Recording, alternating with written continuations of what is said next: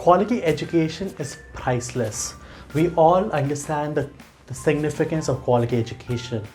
It builds your skill sets that allows you to add creative value to the society, and in return, you're able to get a higher salary.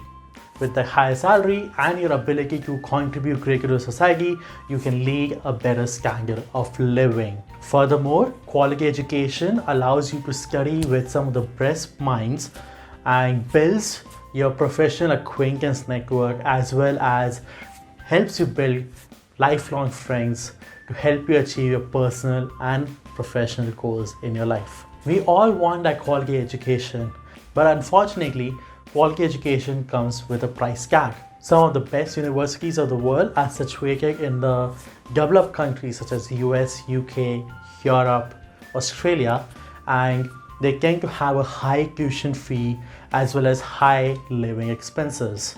For those who are looking to study abroad from emerging markets such as India, study abroad can be an expensive proposition. If you look at the past 10 years data in the US, tuition fees have climbed up by 25%.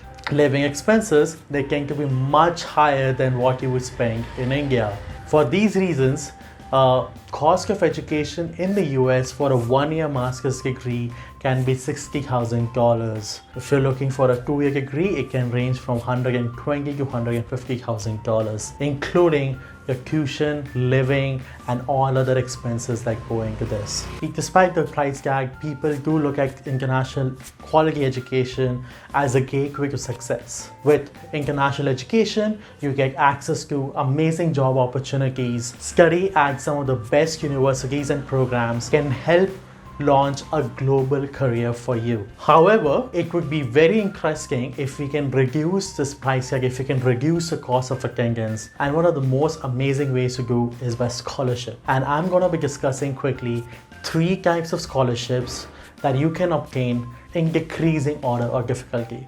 So the most difficult scholarships to achieve are your foundations and fellowships. There are many foundations and fellowships who support international students, who support quality education and want to encourage students to go abroad and study. However, these foundations are limited. The pool of scholarship funds are also limited. You could say the same about fellowships as well. And for this reason, not everybody gets a scholarship, and those who do get the scholarship may not have the scholarship funds cover the full cost. So the foundations that you can look at and apply for a master's degree as a scholarship are K.C. Mahindra, J.N. Tata Endowment Fund, Erasmus Scholarship, Orange Scholar Scholarship if you're looking to go to Netherlands. You have the Narottam Seksaria if you're looking to go from India to abroad for masters. You have Aga Khan Foundation if you're looking to study primarily STEM degree in the US, and many other scholarships out there. My advice to you would be start researching now, start understanding what is the requirement to apply for a scholarship and how to be eligible for it. Furthermore, I would say that being part of these scholarships is a source of privilege. There are very few scholarships that are awarded, and they are awarded after a rigorous process. So it is always great, not just from a monetary perspective, but also from a brand perspective and a network perspective. The other type of scholarships you can apply for are fellowships. Now, fellowships are usually fully funded scholarships with a stipend. You have to go back to your home country, you have to work in a specific sector, or there's some other requirement which may tie you down and do not give you the full freedom to study abroad. These fellowships are also equally, if not more, prestigious. They're very selective, they're very rigorous, and they open doors in many ways for you.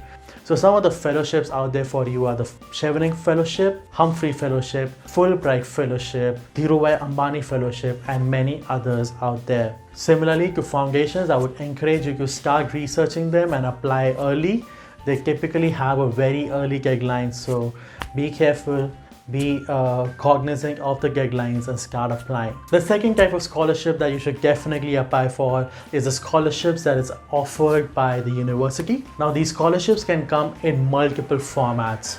So one is that typically universities have their own bursaries and scholarships funds are offered to students who they feel will add tremendous value to their classroom. To apply for the scholarship, typically you need to apply alongside your university application. Majority of the universities require students to apply early to be eligible for your scholarship program. Some programs will have this concept of early action, wherein if you apply early, you are more likely to get scholarships. And in some of the later guidelines, you will not have a window to be eligible for scholarship. The other way that universities can offer scholarships is by offering you an in-state tuition fee. Now, universities typically have a 3-tier pricing model for students. The cheapest is for in-state students, that is, if a California university is admitting students from California itself, that is from the same state, they're offered a specific in-state tuition fee. If you are from the US but from a different state, then you're offered an out-of-state tuition fee, and international students are charged the highest as they're international students. But sometimes you may be eligible for an in-state tuition fee. This is supported by the university and also some foundations that want to encourage international students and study. So please have a look, check with the university if they do offer in-state tuition fee and apply for the same, and if you are eligible and do get accepted for in-state tuition fee. The third way you can really reduce your cost of education is something called assistantships. So you can give a research assistantship, teaching assistantship, or a graduate assistantships. So I'll primarily talk about TA and RA, that is teaching and research assistantship respectively. So let's talk about teaching assistantship. So teaching assistantship basically requires you to be an assistant to a professor, that you would be typically serving the professor by helping him, maybe also helping with checking of the exams, setting up the question paper, etc. What is really important to be a successful applicant for TA is, one, you should have a good understanding of the subject that gives confidence to the professor that you can actually teach in his absence or at least supplement his teaching. The second thing that is important is that you should have a high TOEFL score, because that's an indicator that you are good at English and can communicate effectively with students. An opportunity to work as a TA is great. It helps you with proximity to the professor, which can later on help you secure jobs if you're looking for recruitment later on and need help. The other is research assistantship, basically, which means that some professors conduct research and you will be able to assist them in the research projects. You typically join them for a lab and you do a semester long or perhaps even longer project, helping with lab analysis and helping out with the results. RA is great because not only do you have proximity to the professor, you also build proximity with your fellow researchers who tend to be PhD students and may know a lot of people to help you get recruited in the right company that you're looking at, and also stay in touch with you as friends for a long time. Students who secure RA or TA have their tuition fees waived off and may get a stipend as well.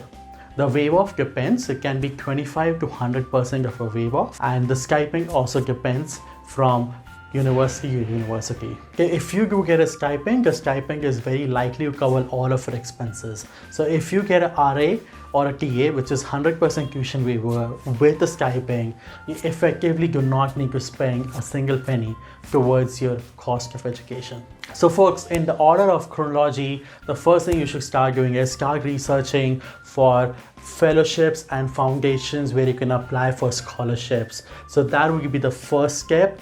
The second step would be, once you have figured out which programs and universities you want to attend, apply to them early, and while you're applying for an admit, also apply for a scholarship and make sure if they have provisions such as in-state tuition fee or anything else, apply for that.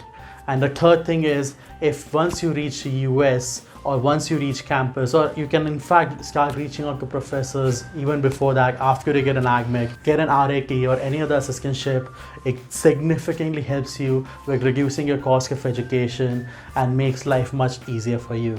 Thank you so much for listening to Leap Scholars, and for more such interesting and exciting content, please subscribe to us. If you want to know how to apply for each of these scholarships, or if you want to talk to someone who has secured the scholarship, please leave a comment below and we will accordingly shoot our next video. Thank you so much.